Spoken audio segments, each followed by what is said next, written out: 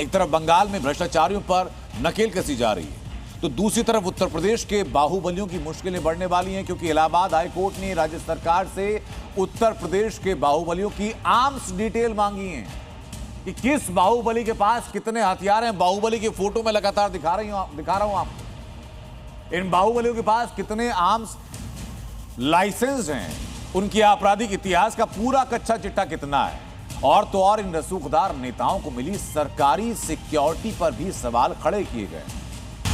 राजा भैया उर्फ रघुराज प्रताप सिंह, ब्रजभूषण शरण सिंह,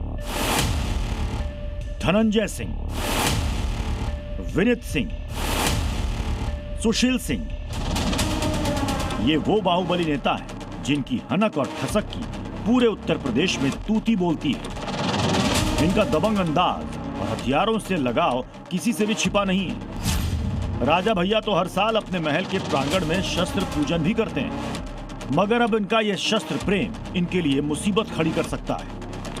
दरअसल इलाहाबाद हाई कोर्ट ने उत्तर प्रदेश के बाहुबलियों और रसूखदार नेताओं के खिलाफ कड़ा रुख अपनाते हुए उनके हथियारों के लाइसेंस का पूरा ब्यौरा तलब किया है।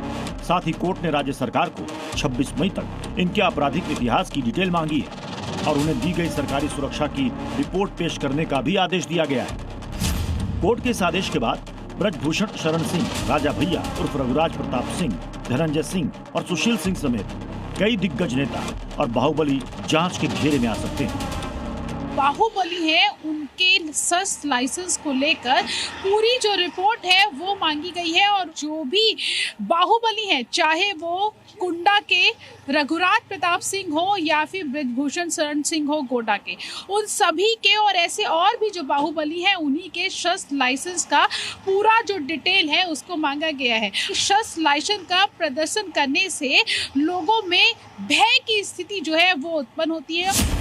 दरअसल इलाहाबाद हाई कोर्ट ने प्रदेश में बढ़ते गन कल्चर पर चिंता जताई है और सरकार से पूछा है कि आपराधिक पृष्ठभूमि वाले लोगों के पास लाइसेंस कैसे हैं और उन्हें इतनी सरकारी सुरक्षा क्यों दी गई है। दरअसल सरकारी रिपोर्ट के अनुसार उत्तर प्रदेश में लगभग 6000 ऐसे शस्त्र लाइसेंस धारक हैं जिनका आपराधिक इतिहास रहा है, यानी उनकी छवि दागी है। ब्रजभूषण शरण सिंह पर यौन शोषण और हत्या के प्रयास का मुकदमा दर्ज है।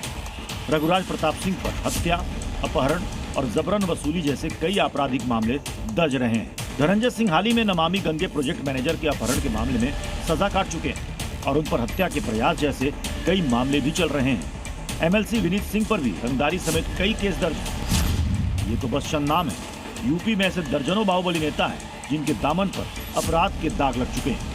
मगर अब इलाहाबाद हाई कोर्ट का यह आदेश यूपी में आपराधिक छवि वाले नेताओं के लिए बड़ी मुश्किल खड़ी कर सकता है, क्योंकि अब उनकी सरकारी सुरक्षा और हथियारों के परमिट पर कोर्ट की पैनी नजर है। ब्यूरो रिपोर्ट, जी मीडिया।